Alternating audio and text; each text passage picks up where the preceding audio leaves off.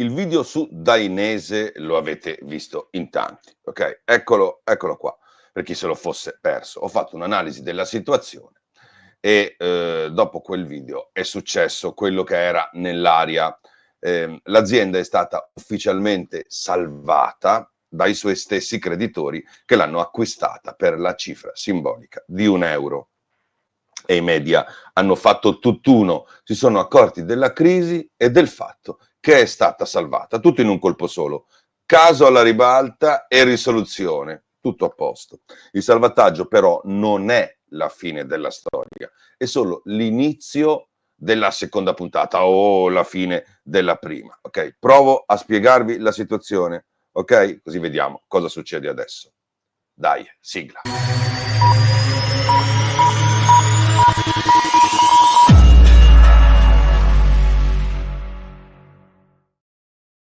Ciao da Mr. Helmet, il fatto è che Dainese è stata venduta per €1. La notizia ufficiale è che Dainese è passata nelle mani dei fondi HPS e Arcmont per la cifra simbolica di €1, che è quando succede, succede quando un'azienda è morta, ok?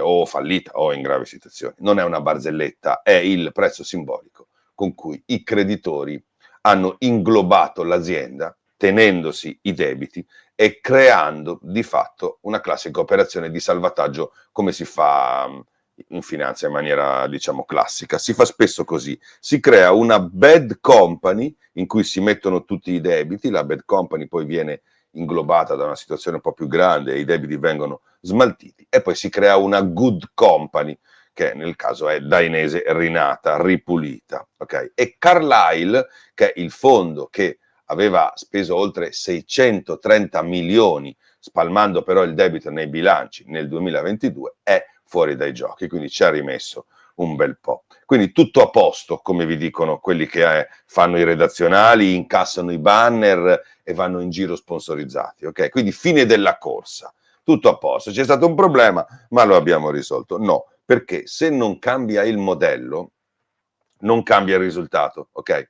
Quindi ci si ritroverà molto presto da capo. Allora, innanzitutto quello che avevamo detto si è avverato, cioè non si tratta di essere maghi, ma di leggere i bilanci. La stampa non li legge o non li capisce, non lo so, a me non interessa, però su Mr. Helmet avevamo detto che l'operazione di Carlyle era sovradimensionata, fatta con troppo debito, in un momento sbagliato, con previsioni super ottimistiche, e avevamo detto che il post-Covid non aveva portato il boom sperato con prodotti costosi, stock raddoppiati e clienti sempre più attenti al prezzo e la qualità prezzo soprattutto, e che le cose non sarebbero cambiate. Il problema poi non era solo finanziario, ma di posizionamento, quindi di strategia di distribuzione. Su questo punto non è ancora detta l'ultima parola e vedremo cosa decideranno i nuovi proprietari e cosa decideranno i consumatori che dovranno stabilire se le scelte fatte per aggiustare il tiro sono quelle giuste. Quindi, però quello che era successo con Dainese, che il fatturato era calato, le perdite erano esplose a 120 milioni, il debito era salito a 337 milioni e il capitale netto era sotto zero. Però adesso qualcuno dirà, ma adesso è stata salvata, quindi l'azienda è sana ed è tutto ok perché il debito non c'è più, è stata comprata e tutto il resto. Non proprio, perché non basta buttare dentro nuovi soldi e cambiare proprietario. C'è un detto che dice che niente cambia se non si cambia niente. È un altro detto molto simile che dice che se fai sempre le stesse cose otterrai gli stessi risultati, ma ancora andando più sul contadino, se butti acqua in un secchio bucato, presto sarà di nuovo vuoto. E quindi quello che voglio dire è che se il Dainese insiste con le stesse politiche industriali, le cose continueranno ad andare nel modo che sappiamo noi. Perché, Mr. Helmet, sei bravo a leggere i bilanci? Beh, almeno io lo faccio, però non dai mai delle soluzioni, cosa potrebbe fare, cosa dovrebbe fare. Non è il mio mestiere, però vi posso dire quello che dicono i manuali, ok? e posso analizzare quello che dicono anche gli interlocutori di Dainese, che la prima cosa che dicono, avendoci parlato, che la crisi di Dainese non è solo nei numeri, quella era una conseguenza. La crisi di Dainese è stata nella testa, nel modo di ragionare. Allora, rete vendita vecchia, dicono gli interlocutori, rapporti con i rivenditori da rivedere, con un atteggiamento, insomma, poi noi siamo Dainese, voi contate poco, canali in conflitto, cosa vuol dire? Che c'è stata, diciamo così, una cannibalizzazione dei vari canali che dovevano remare tutti in una stessa direzione e poi una sopravvalutazione del brand, a cui va aggiunto una cosa molto interessante, che i fondi mettono a capo delle aziende, e giustamente, essendo poco più che delle banche d'affari che fanno dei prestiti, mettono a capo delle aziende le loro persone di fiducia e non gente del settore. Quasi mai è così. I fondi di investimento si comportano come il governo, come un governo che mette a capo delle aziende statali persone scelte con criteri politici, di fiducia di diverso tipo, magari capacità aziendali generiche un po' più ampie e non in base alle competenze specifiche. Cosa faceva Angel Sanchez, il boss, il capo di Dainese, messo dal fondo prima di occuparsi di Dainese? Faceva Conserve Italia. Cosa faceva Conserve Italia? Questa roba qui, Valfrutta, yoga, cirio, derby, succhi di frutta, marmellate, sughi, queste robe qui. E quindi spiegatemi voi quale conoscenza di un settore così complicato e specifico come quello degli accessori moto potessi avere. Magari lo aveva anche, però sicuramente l'ambito industriale di provenienza non era quello che faceva pensare ad una capacità tecnica specifica e specialistica dell'argomento. Altre scelte che non sono piaciute agli stessi interlocutori di Dainese è stata quella di la scelta suicida di puntare tantissimo sui negozi monomarca con approccio boutique, che è una cosa che funziona quando un brand lo devi consolidare, non quando la fama, no, la conoscenza, la conoscibilità ce l'hai già, e quando poi devi fare un mercato legato ad un prodotto di massa o un prodotto più fashion che utility. Non ha funzionato molto bene la politica dei negozi monomarca, spesso aperti in concorrenza ad altri grandi negozi già esistenti che distribuivano Dainese stessa, quindi capite bene un clash of brand e di mercato molto importante. I prezzi poi continuano a essere alti, nei monomarca è sempre così, la varietà è scarsa e soprattutto c'è un approccio monotematico, entri in un monomarca e compri quello. Il cliente motociclista si spaventa, non torna, è un cliente un po' particolare, magari vuole anche comprare Dainese, lo ha sempre fatto, si è sempre trovato bene, però non vuole essere costretto a farlo. Le logiche di acquisto, soprattutto per certi tipi di beni, sono un po' più complesse, un po' più articolate. Magari il cliente vuole, anche se non decide di fatto, vuole poter pensare di decidere lui. Quindi oggi il motociclista vuole questo, vuole una scelta, vuole il confronto, vuole la flessibilità, vuole piattaforme ibride, magari comprare online, ritirare il negozio, guardare il negozio e poi tornare a casa a comprare online, vuole un mix fra il fisico e il digitale, che sono tutte cose vincenti che le grandi catene di abbigliamento moto, le più grandi in Italia e in Europa, stanno offrendo delle soluzioni ibride, un venire incontro al cliente a tutti i costi, in tutti i modi, con promozione, contatti, follow up, che è il continuare il rapporto col cliente dopo l'acquisto o dopo il mancato acquisto per magari riprenderselo. E poi soprattutto il cliente moto vuole prezzi che non siano quelli di un orologio da polso, di un Rolex da polso, ok? Non essendoci più i motociclisti alto spendenti, o meglio, non essendo più i motociclisti alto spendenti la maggioranza. Ok, anche l'acquisto della giacca, di una giacca da moto, di un paio di guanti o di stivali diventa un tema, soprattutto con tutta la scelta che c'è. Adesso io apro una parentesi perché dopo il primo video di Dainese ho avuto delle contestazioni e mi hanno detto: ah, ma non è vero che le moto non si vendono più, le moto belle, le moto top di gamma, guarda la GS, BMW GS è la moto più venduta. È vero, è la moto più venduta ed è una moto costosa, però sarà anche vero, però di fatto quante moto si vendono di questa moto più costosa? Si vendono Anche le altre moto? È un'altra domanda. Poi essere i dominatori di un mercato da 1 milione di moto, essere i dominatori di mercato da 1000 moto, ovviamente non è la stessa cosa. Vi spiego. È vero che si venderanno tanti GS, ma si vendono molti GS, è la moto più venduta, ma se ne vendono pochi rispetto a quelli che si vendevano anni fa, e soprattutto Dainese deve vendere le giacche a tutti, non solo ai proprietari di GS.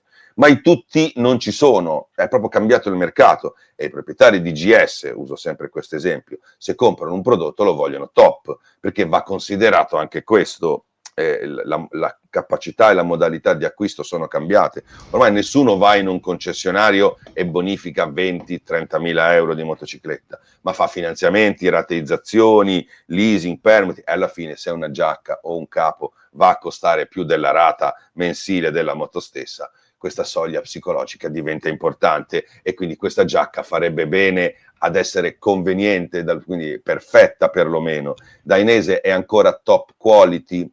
Bene, i commenti sotto al mio primo video e su tutti i social, facendo un'analisi del sentiment, che è una cosa che io faccio sempre, dice che non è più così, ok? Quindi il prodotto non basta più, l'esperienza, il servizio e la trasparenza contano più del nome, perché uno che spende 6, 700, 800, 1500 per una giacca, e sono tanti soldi, vuole poter parlare con qualcuno se qualcosa non va. Qualcuno che sia il proprietario del negozio, dell'azienda, o qualcuno che gli possa dare, non dico la risoluzione del problema, ma comunque possa ascoltarlo. Okay?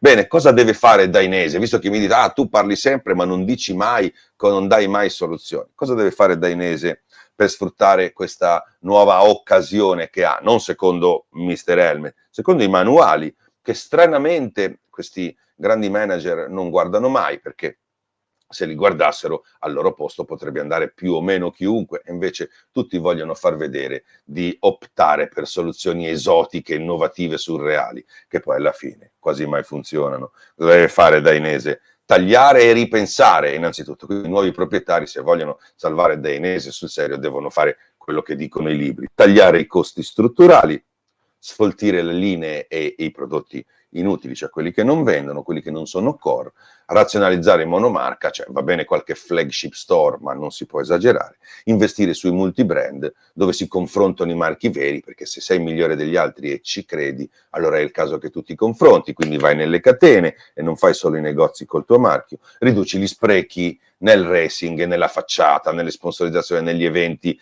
che di fatto non portano a niente, non sponsorizzi le cose inutili, l'influencer, la stampa, i cialtroni. E poi soprattutto cambi la mentalità manageriale, meno moda e più funzionalità, perché la gente con queste giacche non ci deve andare al bar la sera, o magari ci deve andare, ma dopo essersi fatta un bel giro in moto. Perché se il prodotto è premium, ma la gestione è da outlet, il risultato è il fallimento, ma è ancora più grave se la gestione diciamo, se la gestione è premium e il prodotto non ha risolto dei problemi. Sotto al mio primo video Dainese, lo ripeto, mi piacerebbe andaste a vederlo, moltissimi si lamentano che il prezzo è salito e la qualità invece non è più la stessa di una volta.